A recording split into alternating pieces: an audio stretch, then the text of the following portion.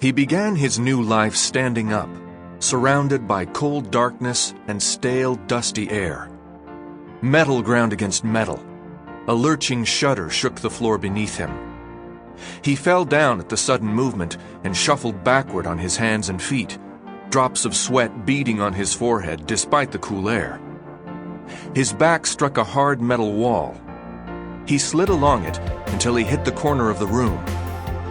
Sinking to the floor, he pulled his legs up tight against his body, hoping his eyes would soon adjust to the darkness. With another jolt, the room jerked upward like an old lift in a mine shaft. Harsh sounds of chains and pulleys, like the workings of an ancient steel factory, echoed through the room, bouncing off the walls with a hollow, tinny whine. The lightless elevator swayed back and forth as it ascended, turning the boy's stomach sour with nausea. A smell like burnt oil invaded his senses, making him feel worse. He wanted to cry, but no tears came. He could only sit there, alone, waiting. "My name is Thomas," he thought. That was the only thing he could remember about his life. He didn't understand how this could be possible. His mind functioned without flaw, trying to calculate his surroundings and predicament. Knowledge flooded his thoughts, facts and images, memories and details of the world and how it works. He pictured snow on trees, running down a leaf-strewn road, eating a hamburger, the moon casting a pale glow on a grassy meadow, swimming in a lake, a busy city square with hundreds of people bustling about their business. And yet he didn't know where he came from, or how he'd gotten inside the dark lift, or who his parents were. He didn't even know his last name. Images of people flashed across his mind, but there was no recognition, their faces replaced with haunted smears of color.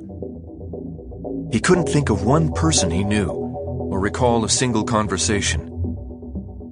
The room continued its ascent, swaying. Thomas grew immune to the ceaseless rattling of the chains that pulled him upward. A long time passed. Minutes stretched into hours, although it was impossible to know for sure because every second seemed an eternity. No, he was smarter than that. Trusting his instincts, he knew he'd been moving for roughly half an hour. Strangely enough, he felt his fear whisked away like a swarm of gnats caught in the wind, replaced by an intense curiosity.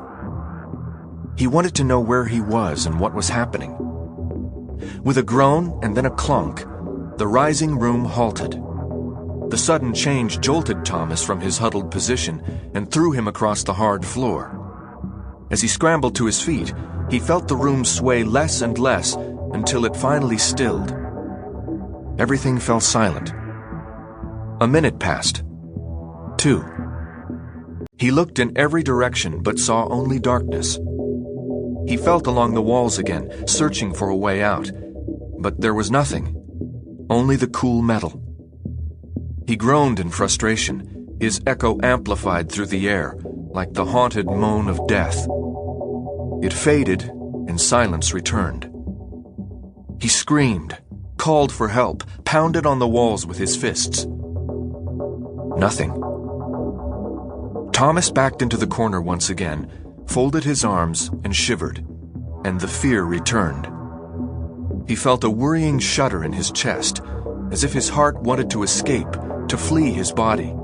"Someone help me!" he screamed. Each word ripped his throat raw. A loud clank rang out above him, and he sucked in a startled breath as he looked up. A straight line of light appeared across the ceiling of the room, and Thomas watched as it expanded. A heavy grating sound revealed double sliding doors being forced open. After so long in darkness, the light stabbed his eyes. He looked away, covering his face with both hands. He heard noises above, voices, and fear squeezed his chest. "Look at that shank. How old is he? Looks like a clunk in a t-shirt. You're the clunk, shuckface. Dude, it smells like feet down there." "Hope you enjoyed the one-way trip, Greenie." Ain't no ticket back, bro.